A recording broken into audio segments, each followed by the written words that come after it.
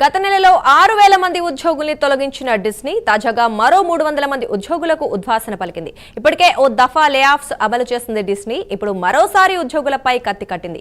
ఈసారి film, television, finance departments నుంచి ఉద్యోగుల్ని తొలగిస్తోంది. వీక్షకులు cable టీవీల నుంచి ఓటీటీలకు మారటంతో డిస్నీ ఒత్తిడిలో ఉంది. 2023లో ఈ కంపెనీ భారీగా లే ఆఫ్స్ చేసింది. $5.5 బిలియన్ వ్యయాన్ని తగ్గించుకునే క్రమంలో దాదాపు 7,000 ఉద్యోగాలు తొలగించింది. ఈసారి కంపెనీ $7.5 బిలియన్ వ్యయాన్ని తగ్గించుకునే లక్ష్యాన్ని పెట్టుకుంది. దీన్ని బట్టి ఎంతమంది ఉద్యోగాలు పోతున్నాయో ఊహించుకోవచ్చు.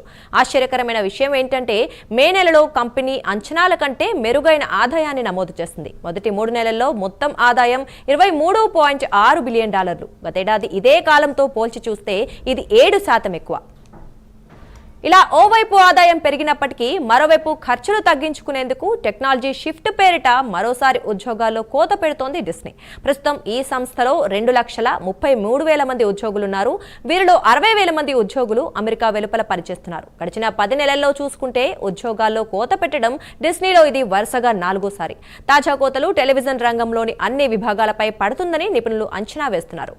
మరోవైపు మైక్రోసాఫ్ట్ సంస్థ కూడా మరోసారి లే ఆఫ్స్ ప్రకటించింది. గత నెలలో 6,000 మంది ఉద్యోగుల్ని తొలగించిన ఈ సంస్థ తాజాగా మరో 300 మంది ఉద్యోగులకు ఉద్వాసన పలికింది.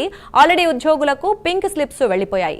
ఏఐపై ఎక్కువగా దృష్టి పెట్టిన మైక్రోసాఫ్ట్ దాదాపు ఏడాదిన్నరగా మిగతా విభాగాల్ని కుదించుకుంటూ వస్తోంది.